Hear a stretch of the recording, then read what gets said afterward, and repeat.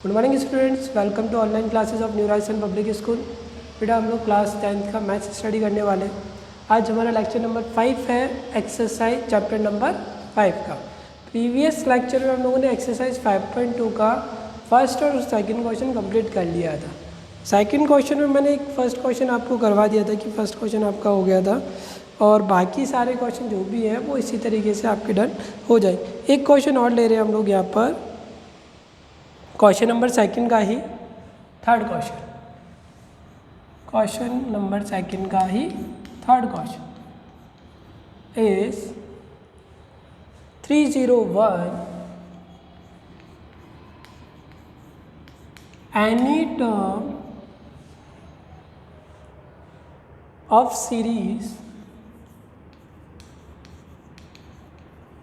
Any term of series 5, 11, 17, 13, 5, 11, 17, 23.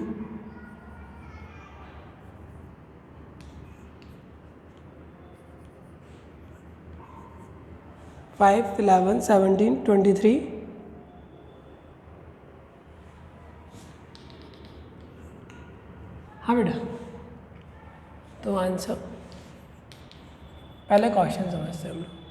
Previous question जो आपने first question किया था उसमें लिखा हुआ था बेटा विच टर्म, क्या आपने नोट किया था वहाँ पर, विच टर्म, ठीक है, कौन सी टर्म, यानी कि आपका कंफर्म था कि इस एपी में वो टर्म आएगी ही आएगी। तो क्वेश्चन ने आपसे डायरेक्टली पूछा था कि which term of AP, okay.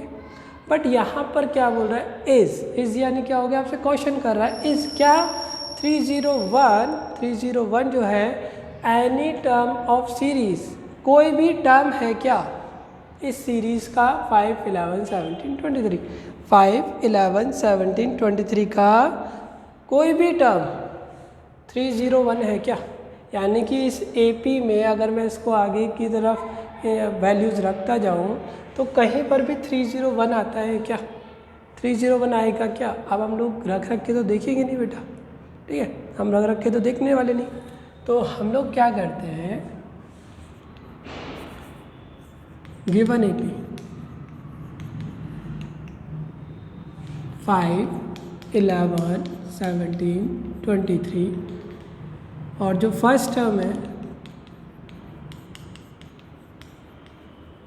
ए, क्या हो गई बेटा, 5 हो गई, कोई कन्फ्यूज़न नहीं है।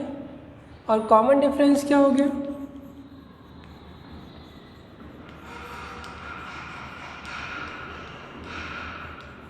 कॉमन डिफरेंस डी क्या हो गया बेटा, A2 माइनस A1, तो A2 माइनस A1 तो 11 माइनस 5 क्या हो गया बेटा, 6 हो गया। 11 माइनस 5 क्या हो गया, 6, ठीक है। अब इसके बाद हमें ये कहना था कि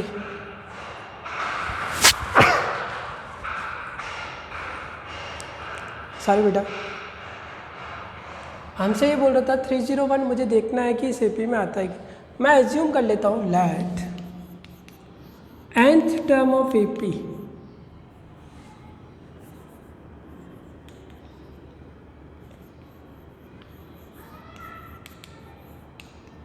let nth term of AP is 301,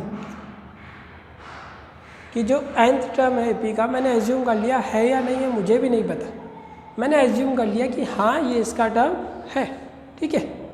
अब अगर है तो वही पुराना काम करो जैसे आपने पिछले वाले क्वेश्चन में किया था, an is equal to a plus n minus 1 into d, तो an 301 a5 हो गया, n मुझे पता ही नहीं है क्योंकि मुझे फाइंड करना है, और d क्या है मेरा 6, तो 301 माइनस 5, पहले 5 को शिफ्ट कर देना बेटा, n माइनस 1 मल्टीप्लाई बाय 6, तो ये 296 अपॉन में 6 आ जाएगा।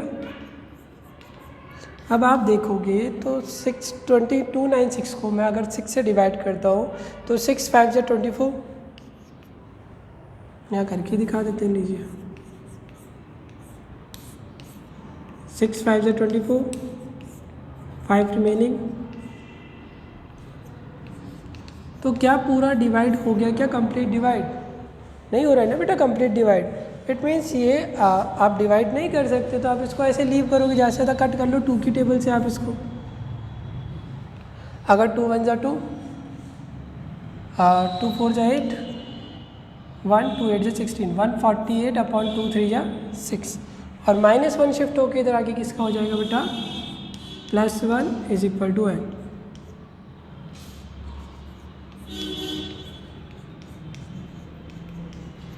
तो n इज इक्वल टू क्या आ गया बेटा? 151 अपॉन 3। क्या आया बेटा? 151 अपॉन 3। अब बात ये आती है बेटा कि अभी तक आप लोग कह रहे थे जो एपी है उसमें ये कहूँगा मैं, ये फर्स्ट टर्म है, ये सेकंड टर्म है, ये थर्ड टर्म है, ये मैं ऐसे कहूँगा कि 4.5 टर्म है भाई। 4.5 टर्म कौन सी होती है? 4/5 टर्म कौन सी होती है? कोई नहीं होती ना। यानी कि n की वैल्यू कभी फ्रैक्शन में नहीं हो सकती, n की वैल्यू कभी भी फ्रैक्शन में नहीं हो सकती है। बच्चा समझ में आ रहा है क्यों नहीं हो सकती? बच्चा मैं कहूँगा फर्स्ट टर्म, तो फर्स्ट टर्म आप कहोगे सर 5 है, सेकंड टर्म होगा तो सेकंड टर्म क्या है? 11, थर्ड टर्म क्या है? 17, फोर्थ टर्म क्या है? 23। सही है। मैं फिफ्थ 6 7 कहूँगा, मैं 7.5 थोड़ी कहूँगा कि 7.5 टर्म कौन सी है मेरे को ये बताओ, या 2.5 टर्म कौन सी है मेरे को ये बताओ। मैं कैसे बता सकता हूँ? नहीं है मेरे पास। तो n की वैल्यू कभी भी फ्रैक्शन में नहीं हो सकती। वैल्यू ऑफ n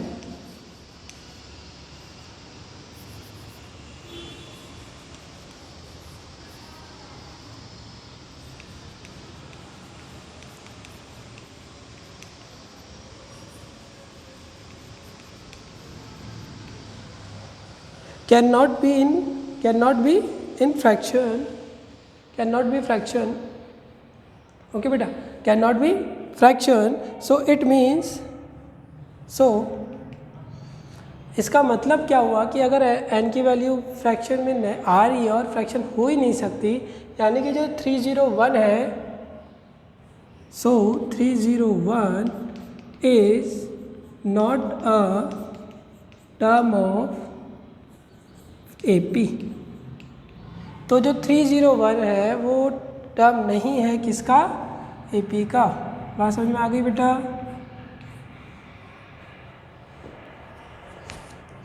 ठीक है, बात समझ में आई। n की वैल्यू हमेशा क्या होगी? पॉजिटिव इंटीजर होगी। क्या होगी? पॉजिटिव इंटीजर होगी, यानी कि 1 2 3 4 5 6 7 8 इस तरीके से वैल्यूज होगी n की। n की वैल्यू कभी फ्रैक्शन नहीं हो सकती इस तरीके से ना, 151/3 इस तरीके से नहीं हो सकती। So value of n can not be fraction, क्या कभी फ्रैक्शन नहीं हो सकती है। तो जो 301 है is not a term of AP। तो जो आपका 301 है वो AP का कोई टर्म नहीं है। ये आपका क्या हो गया? सॉल्व। समझ में आ गया बेटा? फॉर्मूला मेरे पास एक ही है, ये वाला ही। मेरे को सारे क्वेश्चन इसी से करने हैं, ठीक है। मुझसे पूछ क्या रहा था, फर्स्ट क्वेश्चन जो हमने प्रीवियस लेक्चर में किया था उसमें ये पूछा था हमसे, क्या ये इसका टर्म है, सॉरी इसका ये कौन सा टर्म है, ठीक है, विच टर्म ऑफ AP। यहाँ पूछ रहा है इज़ यानी कि हो भी सकता है और नहीं भी हो सकता। तो अब यहाँ पे जब n की वैल्यू फ्रैक्शन आ गई, इट मीन्स ये इसका टर्म नहीं होगा, ठीक है। चलिए नोट कर लीजिए, आप स्क्रीनशॉट लीजिए। हो गया?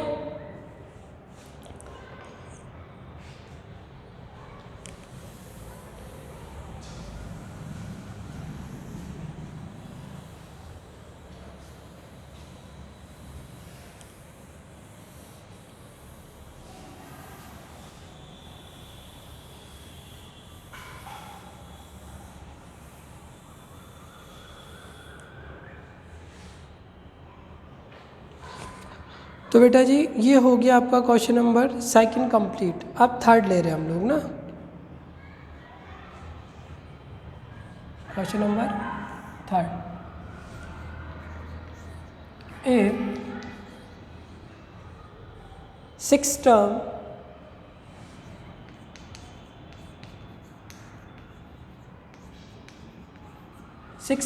and 17th term of AP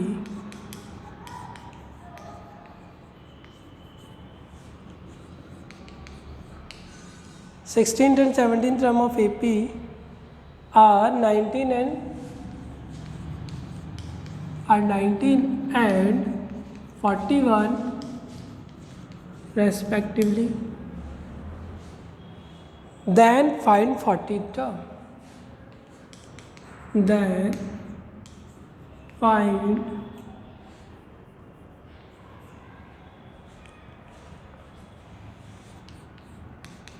40th term answer.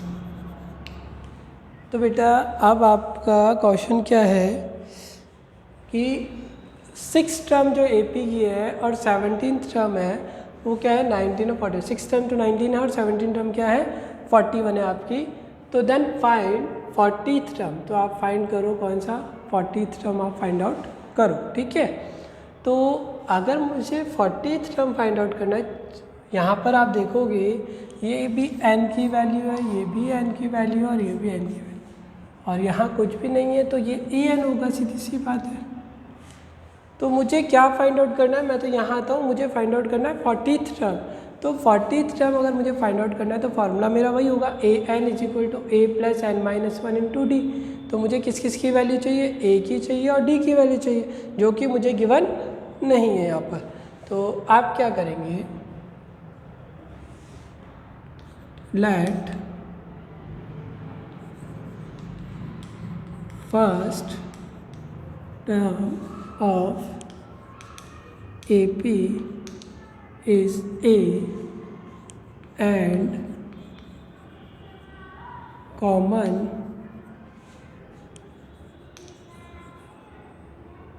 difference is D। कि कोई ए, अब भैया 14th टर्म जब आपको फाइंड आउट करनी है, आप कह रहे हो कि बिना ए और डी की वैल्यू के मेरे को फाइंड नहीं हो सकती, तो पहले सबसे पहले मैंने वही एज्यूम कर लिया कि late first term of AP is a and common difference is D. जो ए और डी फार्मूले में होता है वही मैंने एज्यूम कर लिया कि ए और डी ही मेरा क्या है फर्स्ट टर्म और कॉमन डिफरेंस। अब मुझे क्या कह रहा है, जो 6th टर्म है वो क्या है 19।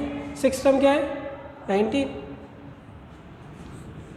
6th टर्म ऑफ एपी यानी कि A6 हो गया बेटा, क्या हो गया A6 हो गया 6 टर्म। क्या है वैल्यू 6 टर्म की 19 है, 6 टर्म की वैल्यू क्या है 19। अब फॉर्मूला जो है A6 का आपका क्या हो जाता है A plus 6 minus 1 into d. A plus n minus 1, तो n क्या है यहाँ पर 6 है, तो 6 minus 1 into d is equal to 19। तो A प्लस 6 माइनस 1 क्या हो गया बेटा 5D। Equation number first, equation number क्या हो गया बेटा ये फर्स्ट हो गया। अब इसके बाद आगे चलते हैं हम लोग 17th टर्म।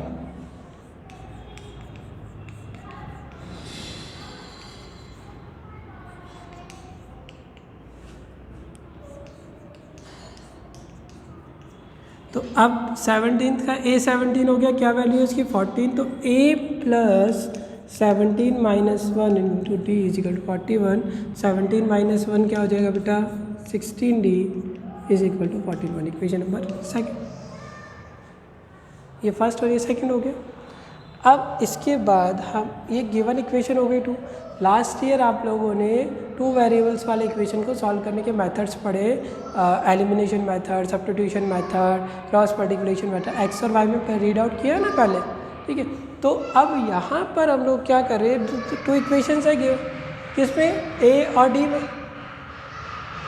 ए और डी में ये 2 इक्वेशंस हो गई। तो अब आपको प्रीवियस क्लासेस में आपको पता है कि मेरे को जब एक्स और वाई की वैल्यूज़ को सॉल्व करना होता है 2 वेरिएबल्स वाले इक्वेशंस को, तो मैं ये इन मेथड में से कोई सा भी एक मेथड लगा देता हूँ। तो हम लोग यहाँ कौन सा लगा रहे हैं, एलिमिनेशन मेथड लगा रहे हैं बेटा। कौन सा मेथड लगा रहे हैं, एलिमिनेशन। एलिमिनेशन मेथड में हम लोग क्या करते हैं, हम लोग कोफिशिएंट्स को इक्वल करते हैं, किसके, एक्स और वाई के। यहाँ पर क्या है ए और डी के कोफिशिएंट इक्वल करो, तो यहाँ पर ए की वैल्यू 1 है, यहाँ पर भी ए की वैल्यू क्या है 1 है, ठीक है। तो ऑलरेडी इक्वल है, तो मैं सीधे सीधे सब्ट्रैक्ट कर दूँ। भाई सब्ट्रैक्ट कब करते हैं, जब साइन सेम होते हैं। माइनस कब करते हैं इक्वेशंस को, जब साइन क्या होते हैं सेम होते हैं, जो आपने कोफिशिएंट इक्वल किए हैं उनके साइन अगर सेम होते हैं तो आप उनको क्या करते हो, माइनस करते हो। तो मैं माइनस करता हूँ इक्वेशन सेकंड में से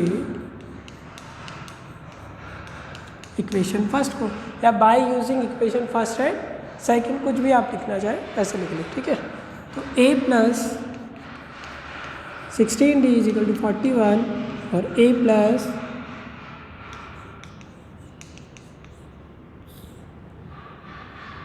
सॉरी 19 है ना, हाँ ठीक है। तो साइन चेंज करते हो बेटा आप, साइन चेंज करते हो ना, माइनस करते हो तो a से a कैंसिल, 16 माइनस 5 11d और ये 22, 11 माइनस 2 3 माइनस 1 2, तो d क्या हो गया बेटा 22 अपॉन 11, तो d की वैल्यू क्या होगी बेटा 2। तो d तो आ गया आपके पास, d आ गया ना। अब मुझे किसकी वैल्यू चाहिए, a की, तो इस d की वैल्यू को कहाँ पुट कर दो, फर्स्ट या सेकंड इक्वेशन में पुट कर दो। तो आप लिखेंगे यहाँ पर put value of d in equation first, then a plus 5 multiply by 2 is equal to 19। a as it is हो गया बेटा, 5 एज इट इज़ चला गया, d की जगह क्या पुट कर दिया हम लोगों ने 2, तो 5 2 जा 10, प्लस का 10 शिफ्ट होकर किसका हो जाएगा, माइनस का, तो a की वैल्यू क्या आ गई बेटा 9 आ गई, ठीक है। तो a और d दोनों आ गए आपके पास। अब मुझे क्या फाइंड आउट करना था, 40th टर्म, तो 40th term of AP,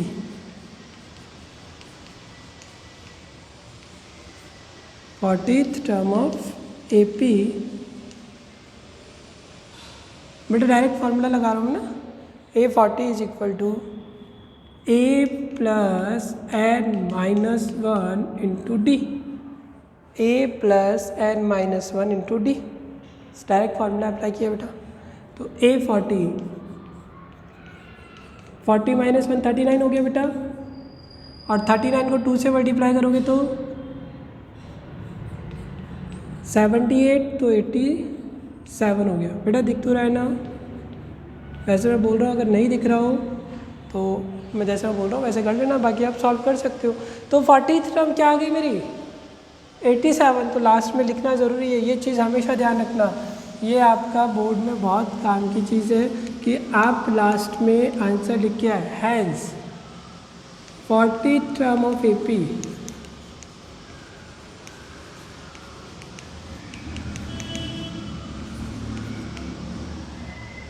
last में ये चीज़ लिखना उतना ही ज़रूरी है, ठीक है। क्योंकि क्या होता है बेटा, जब एग्ज़ामिनर कॉपी चेक कर रहा है आपकी, ठीक है, जब एग्ज़ामिनर कॉपी चेक कर रहा है आपकी, तब उसको क्या है कि इतना टाइम नहीं होता उसके पास कि वो आपका एक एक स्टेप चेक करेगी, ठीक है। इस तरीके से वो 90% चेक नहीं करते, कुछ टीचर चेक करते। तो अगर आप इस तरीके से लिख के आते हो लास्ट में, तो पहली चीज़ वो इसको देखेगा, और सेकंड चीज़ आपका इम्प्रेशन बढ़ेगा कि बच्चे को लिखने का तरीका आता है, वो अच्छे से उसको क्या करेगा, चेक करेगा, ठीक है। तो मतलब आपका इम्प्रेशन बनाने के लिए इस चीज़ को लिखना, लास्ट में लिखना बहुत ज़रूरी। जब भी आप कोई भी आंसर कर रहे हो, चाहे वो किसी भी एक्सरसाइज का हो, लास्ट में आपने जो भी आंसर किया है उसको इस तरीके से ब्रैकेट में क्लोज करो, हमेशा क्लोज करो इसको, जो भी वैल्यूज़ आ रही है बीच बीच में इस तरीके से उनको ब्रैकेट में क्लोज करो, कि डायरेक्ट को टीचर जाके इन ब्रैकेट वैल्यूज़ को चेक करे, ठीक है। तो चलिए अब ये इसको स्क्रीनशॉट ले लीजिए, फिर हम लोग आगे चलते हैं।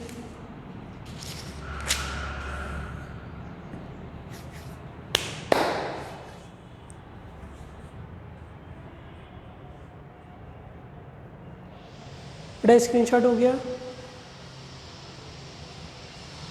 अब रफ कर दें इसको। तो बेटा थर्ड क्वेश्चन समझ में आ गया अच्छे से,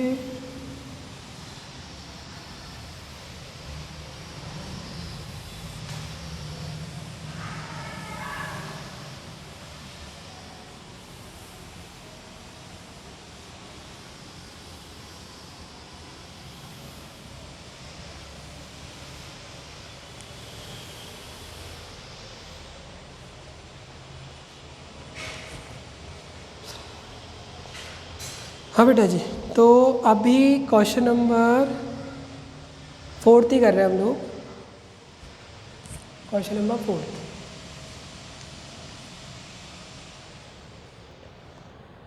third and ninth term,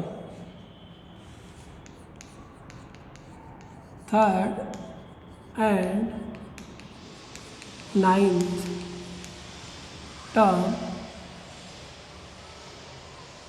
of an AP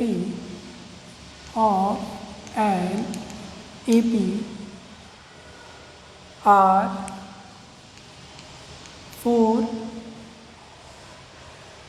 and -8, 4 and -8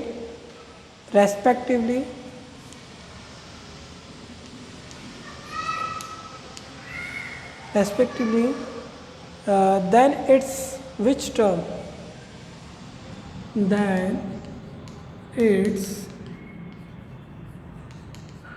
which term will be 0?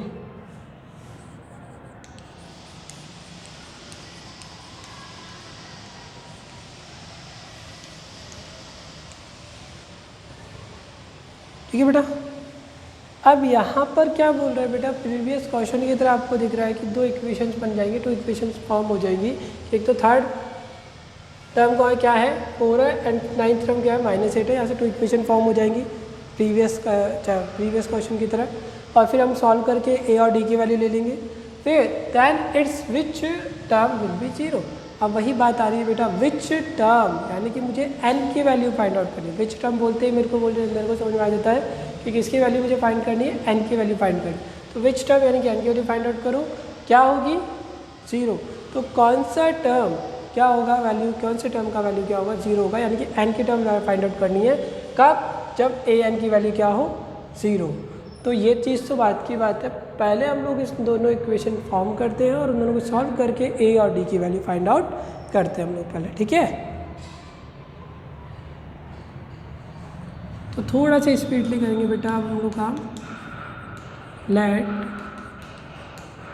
First term of A P is equal to A and common difference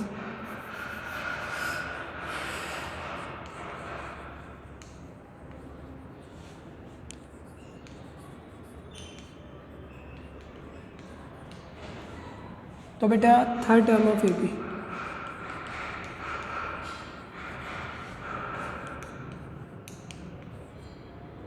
A3 third term है ना, हाँ। A3 is equal to 4। तो A3 का formula क्या हो जाएगा बेटा, A + 2D हो जाएगा ना। डायरेक्टली लिख दे, जैसे पहले तो मैंने 3 - 1 करके किया था, तो 3 आ गया, तो यहाँ पे कितने D आते हैं, 2D आते ही हैं। इसी के बाद अब कौन सा टर्म है, ninth term. Ninth term of AP A9 is equal to क्या है -8। तो A9 का क्या हो जाएगा A + 8D। तो इक्वेशन सेकंड में से वही इक्वेशन फर्स्ट को सब्ट्रैक्ट कर दो।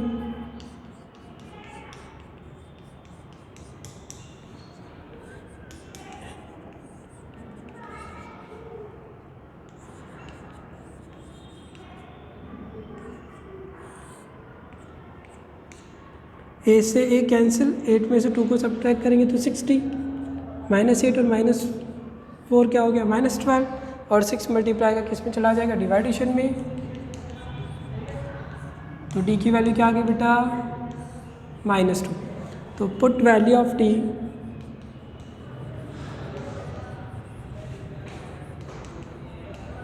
इन equation first, put value of D in equation first. तो a + 2 मल्टीप्लाई बाय डी की वैल्यू क्या आई बेटा -2 और इक्वल में 4। तो 2 2 जा 4 हो गया, 4 को उधर शिफ्ट करोगे तो ए की वैल्यू क्या आ गई बेटा 4 + 4 बेटा, समझ में आ गया आता। कोई नहीं है वैसे ही वही सेम मेथड किया है जो आपने प्रीवियस क्वेश्चन में किया था। फर्स्ट ऑफ ऑल हमने 8 थर्ड था तो a+2d इक्वेशन हो गई, फिर 9 था तो a+8d हो गई, सब्ट्रैक्ट कर दिया तो 8 में से 2 को सब्ट्रैक्ट किया 6, -8 और -4 -12, 6 डिवाइड में चला गया तो -2 आ गया। अब इस d की वैल्यू को इक्वेशन नंबर फर्स्ट में पुट किया तो 2 मल्टीप्लाई -2 आ गया 4, -4 शिफ्ट हो गया +4, 4 + 4 क्या हो गया बेटा 8। तो a और d की वैल्यू ठीक है। अब मुझसे क्या फाइंड आउट करना था, विच टर्म विल बी 0। तो हमने कहा था विच टर्म यानी कि n की वैल्यू हो जाएगा वो, तो मैं यहाँ इधर कर देता हूँ बेटा, let nth term of AP an is equal to 0, कि जो an है वो क्या हो गया आपका 0 हो गया, nth टर्म जो है उसकी वैल्यू क्या है 0 है। तो an is equal to a plus n minus 1 into d, an की वैल्यू 0, a क्या हो गया बेटा आपका 8,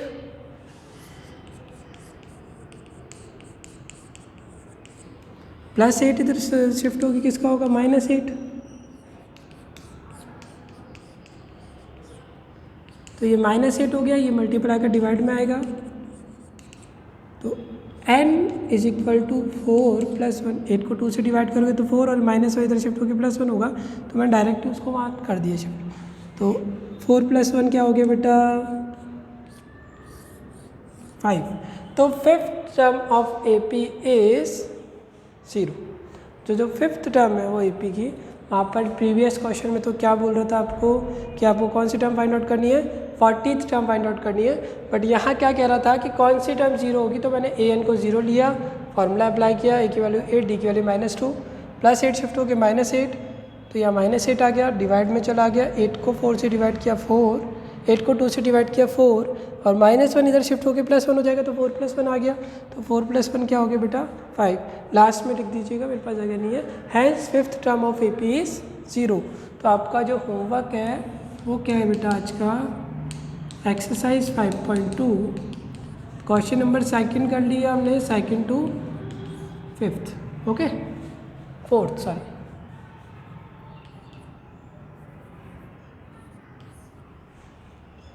तो ये आपका होमवर्क हो गया, फिर नेक्स्ट लेक्चर मिलते हैं।